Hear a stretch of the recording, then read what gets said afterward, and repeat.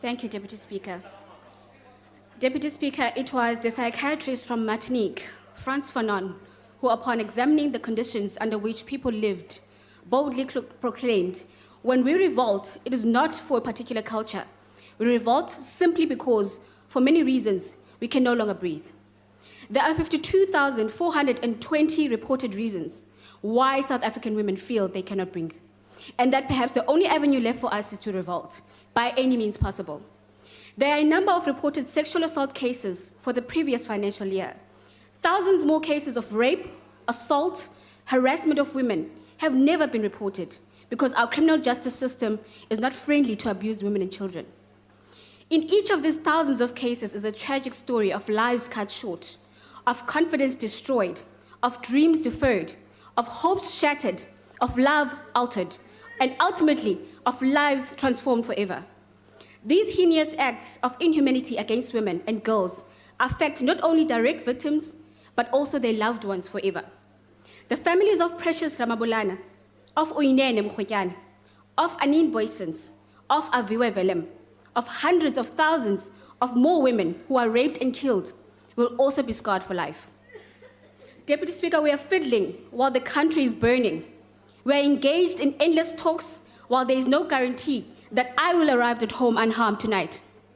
While there is no guarantee that the young toddler at creche will not be raped and killed the next hour.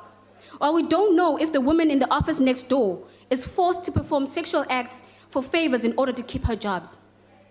The state has been rendered powerless, and as women, we indeed can no longer breathe in this society. Women have suffered the most from the neoliberal reality of the past 20 years under the ANC rule.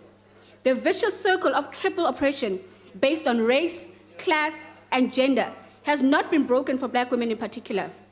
We recognize that while patriarchy and sexism are pervasive in our society, it is Black women who suffer the most from gender-based violence. It is Black women who wake up in the wee hours of the morning, leaving their young kids to look after themselves while they go and try and eke out a living in the homes of white people.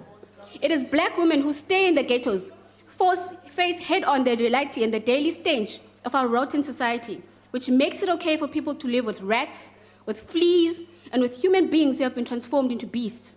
It is Black women whose professional accomplishments and skills tend to mean very little in their political parties and their respective working environment because men have appropriated themselves the right to dictate the fate of women.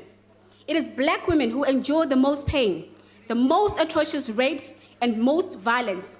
It is for these women that I speak. Up to now, interventions for dealing with violence against women have been superficial. They've been half-hearted. They've been based on the wrong understanding of the root causes of the vulnerability of women. This is so because we refuse to acknowledge that gender-based violence and related antisocial activities are reinforced, even sustained by the deplorable general conditions of our people. Therefore, a key to female emancipation is their emancipation for all. We must emphasize that transforming the lives of our people in the ghettos from one of the general structural violence as the mechanism to end of all violence, including violence against women.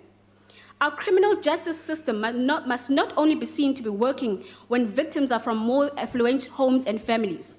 The police in townships and villages must be empowered to do their jobs thoroughly, out of the glare of the media. Our courts let us down every so often. Thousands of women live in the same streets and face their tormentors every day because they get released so soon after cases have been reported. Every day must be a day of activism against gender-based violence. I repeat, every day must be a day of activism against gender-based violence. But as women, we can no longer depend on the state as an enforcer of our rights because maybe we need a new women's front to think and fight against the abuse of women. We can no longer be expected to act normal in a very abnormal society.